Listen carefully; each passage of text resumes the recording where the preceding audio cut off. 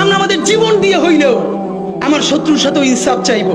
আমাদের অনেক মাদ্রাসার ছাত্ররাও দেখি নারীদেরকে হরে বরে শাহবাগী কমেন্ট করেন, শাহবাগী লেখেন, শাহবাগী বইলে গালিগালাজ করেন। আমাদের মনস্তত্ব এমন হয়ে গেছে, ভাবেন আমাদের সেই 3টা মেয়ে বোটানিক্যাল গার্ডেনে ঘুরতেছে, এর মধ্যে একজন স্লিভলেস। দেখেন এইটা কি ইসলামের কোন মোরালসের মধ্যে আছে? একজন যেই কাপড় চোপড়ে পড়ুক, ইসলামের মোরালস তো বলে তার দিকে তাকানোই যাবে না। যদি আমি সেরকম ভালো মুসলমান হই, তাকাইছি এরপর আবার তারে আল্লাহ রাসূল বলেন আল মুসলিমু মান সালিমাল মুসলিমুনা মিন লিসানি ওয়া ইয়াদি। অথচ আমি এক মেয়েরে ডাকতেছি শাহবাগী এই বইলা, এ কেমন মুসলমান ভাই?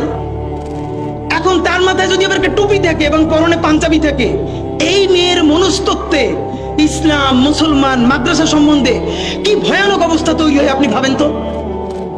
আমি এখন এটা বুঝতে পারি আমাদের যে এই ভাইয়েরা কেন তাদেরকে এই পোশাক আশাকে দেখলে শাহবাগী ডাকে, কারণ সেই গত 15 বছর ভীষণ যন্ত্রণার মধ্যে দিয়ে গেছে। শাপলার ভয়াবহ রাতে যে থাকে নাই, শাপলার দুঃসহ যন্ত্রণা সে কোনোদিন বুঝবে না।